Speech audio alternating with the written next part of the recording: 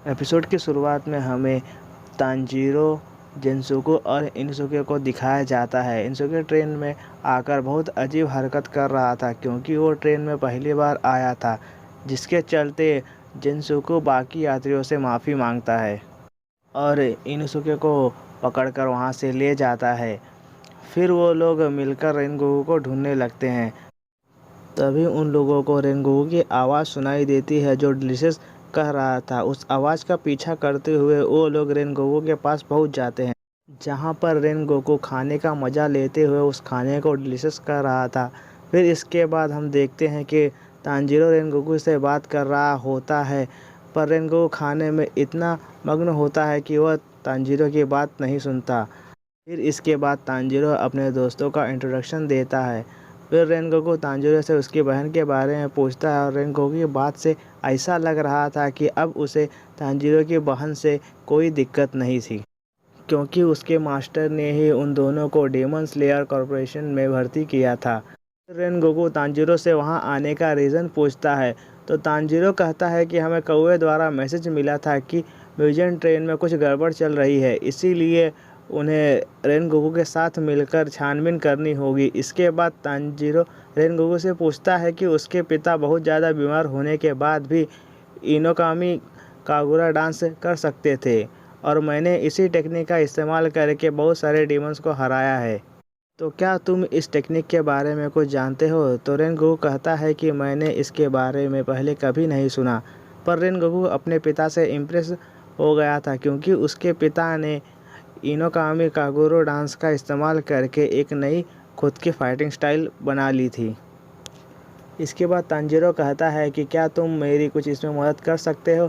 तो रेनगोकू कहता है अगर तुम्हें इसमें और भी छानबीन करनी है तो तुम मेरा चेला बन सकते हो। ये सब बात करते समय रेनगोकू तांजीरो की तरफ देखता भी नहीं है। तांजीरो रेनगोकू से कहता है कि तुम कहाँ देखकर बात कर रहे हो। इसके बाद हम देखते हैं कि रेनगोकू तांजीरो को बताता है कि हर एक एरा में कोई डीमन स्लेयर होता है जो 2 एलिमेंट्स का यूज़ कर पाता है। फिर Rengoku 5 elements fire, water, air, stone और थंडर के बारे में बताता है जो एक डीमन स्लेयर के मेन ब्रीदिंग टेक्निक होते हैं। इसके बाद रेनगोकू ये भी बताता है कि इन एलिमेंट से साउंड, सेपरेबल फ्लावर, मिस्ट और इंसेक्ट टेक्निक का भी जन्म हुआ है। फिर रेनगोकू तांजीरो को म्यूजो पूची नाम से बुलाते हुए कहता है कि तुम्हारे शॉर्ट का कलर कौन सा है?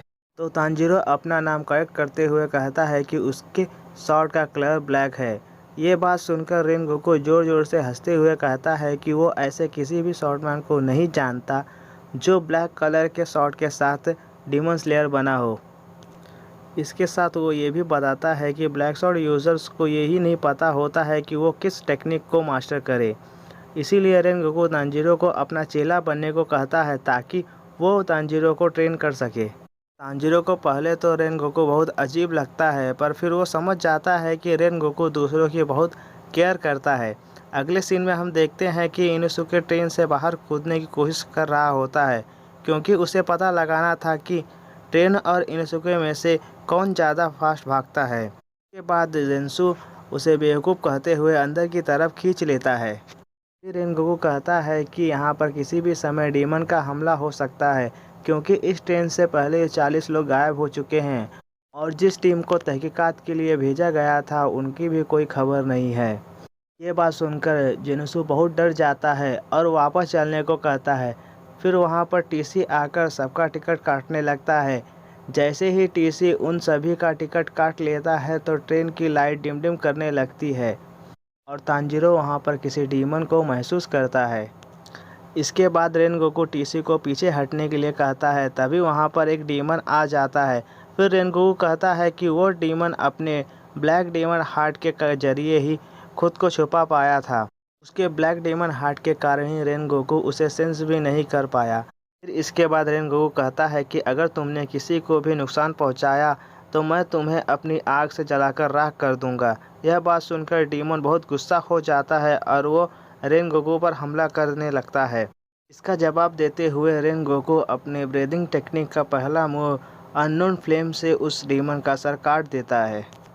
फिर रेनगोकू को एक और डीमन की मौजूदगी महसूस होती है, तो वो रेनगोकू तीनों को अपने साथ चलने को कहता है।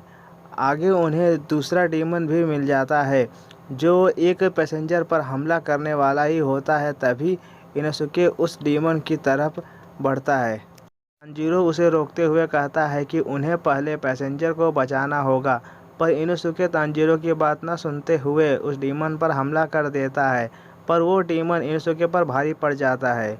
वो डीमन इनोसुके पर हमला करने ही वाला होता है कि तभी रेनगोकू उसे और उस पैसेंजर को वहां से आकर निकाल लेता है। इसके बाद रेनगोकू अपने हमले राइजिंग सन का उपयोग करके उस डीमन को मार देता है। यह देखकर बाकी तीनों बहुत खुश हो जाते हैं। फिर वो सभी लोग रेनगोकू को पकड़कर उसे बड़ा भाई कहते हुए उसका चेला बनने के लिए सभी तैयार हो जाते हैं। अगले सीन में हम देखते हैं कि लाइट फिर डिमडिमाती है। फिर हमें पता चलता है कि ये सब रेनगोकू का सपना था, क्योंकि टीसी ने टिकट काटने के बाद सभी लोग गहरी नींद में सो गए थे। इसके बाद हम टीसी को देखते हैं जो किसी के सामने गिड़गिड़ा रहा होता है कि उसे अपना काम पूरा कर दिया है। ट्रेन के सभी लोगों को उसने सुला दिया है। साथ ही साथ वो ये भी कहता है कि वो उसे सपनों की दुनिया में भेज दे ताकि वो अपने मरे हुए बेबी बच्चों से मिल सके। तभी हमें एक हाथ को दिखाया जाता है। जैसे ही वो हाथ टीसी को सोने के लिए कहता है तो टीसी गहरी नींद में सो जाता है। इसके बाद हम देखते हैं कि वो हाथ कुछ बच्चों को बता रहा होता है कि उन्हें क्या करना है। वो हाथ कहता है कि डीमन स्लेयर थोड़ी ही देर बाद अपने सपने में खो जाएंगे। इसके बाद तुम लोग डीमन स्लेयर के हाथों को रस्सी से बांधना होगा बिना उनके शरीर को छुए। यह काम पूरा होने के बाद वो हाथ उन बच्चों से वादा करता है कि वो उन्हें एक अच्छे सपने में ले जाएगा। इसके बाद हम तांजीरो के सपने को देखते हैं जो एक जंगल में अकेला होता है, जहाँ पर उसे किसी के होने का महसूस होता है। अभी तांजीरो को वहाँ पर उसके भाई बहन दिखाई देते हैं, तो वो अपनी तलवार को फेंककर फटाक से अपने भाई बहन के पास जाता है और उन्हें गले से लगाते हुए रोने लगता है। फिर तांजीरो अपने पुराने रूप में आ जाता है जब वो डीमन स्लेयर नहीं बना था। इसके बाद अगले सीन में हम एक डीमन को दिखाया जाता है जिससे जाकर वो हाथ जुड़ जाता है। तो वो हाथ बोलता है कि लोग अपना सपना पूरा करते हुए मरने वाले हैं। डीमन स्लेयर कितने भी ताकतवर हो मगर वो है तो बस एक इंसान ही। उन्हें ख़त्म करने के लिए उनके स्पिरिचुअल कोर को ख़त्म करना होगा, क्योंकि इंसानों का दिल बहुत नाजुक होता है किसी कांच की तरह, और उन्हें ऐसे ही मारा जा सकता है। इसके बाद हम उन बच्चों को देखते हैं। उन लोगों ने अपना हाथ डीमन स्लेयर के हाथ से बांधा होता है ताकि उनके सपने में जाकर उनके स्पिरिचुअल कोर को ढूंढकर ख़त्म कर सके। इसके साथ हम देखते हैं कि तांजीरो को आँख से आंसू गिर रहे होते हैं। तांजीरो सपने में रो रहा होता है तो उसके परिवार उसे कहते हैं कि तुम क्यों रो रहे हो। इसके बाद तांजीरो अपने परिवार के साथ खुशी खुशी रहने लगता है और अपनी पिछली ज़िंदगी को एक सपने की तरह भूल जाता है। फिर उस डीमन को दिखाते हैं। वो डीमन कहता है कि जो भी इंसान अपने सपने में डूबता चला जाता है वो कभी अपनी नींद से नहीं उठ पाता। और ये एपिसोड यहीं पे ख़त्म होता है। अगर हमारे वीडियो आपको पसंद आए तो हमारे वीडियो को लाइक कीजिए और हमारे चैनल को सब्सक्राइब कीजिए। Thank you for watching.